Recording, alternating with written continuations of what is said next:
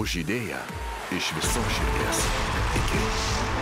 Varom už Lietuvą. Visi iki vieno.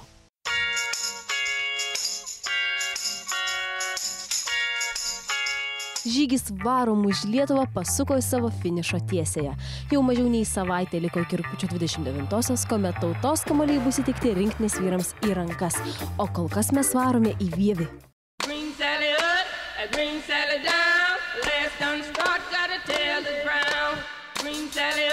Matai, kad vaikai dega tą aistrą, tai tą jausmą labai sustiprina.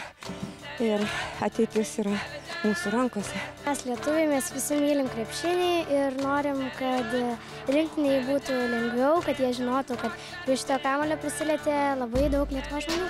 Noriu prisidėti, kad gera energija suskautų šitą kamuolį ir kamuolys atitektų rinktiniai. Kamuoliui tik įbumsėjusiai Elektrėnų savivaldybė mus iš karto pasitinka. Už tai, kad būtų vienybė, stiprybė, jėga ir grupinis komandinis darbas. Laukiam, sulaukiam ir norim palinkėti, kad mūsų komanda laimėtų ir maža Lietuva tą mažą šalį išgarsintų visame pasaulyje. Tokio karšto ir našnaus susitikimo tikrai nesitikėjome. Mes su tavim, tak turim eit. Didelės salės, didelis karalių žiedų. Mes su tavim,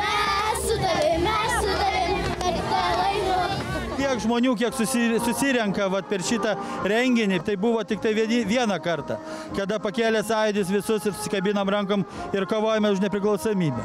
Kiekvienam miestelį jūs, nepriklausomai nuo to, kokia kalba, gatvių pavadinimai parašyti, turbūt susirenka visi žmonės ir jie nebekreipia dėmesio, koks kaimynas, draugas, priešas, jie visi yra kartu. Tai sakykite, jūs numesgėte šį žmogeliuką?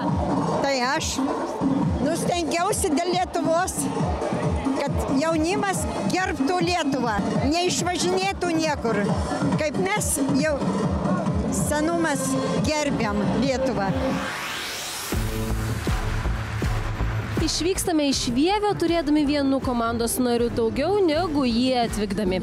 Į 3 milijonų rinktinę gali jungtis visi, net ir skuduriniai jonukai. Įdomu, kas mus pasitiks Elektrėnuose.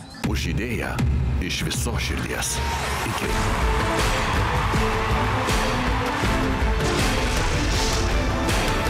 Varom už Lietuvą. Visi iki vieno.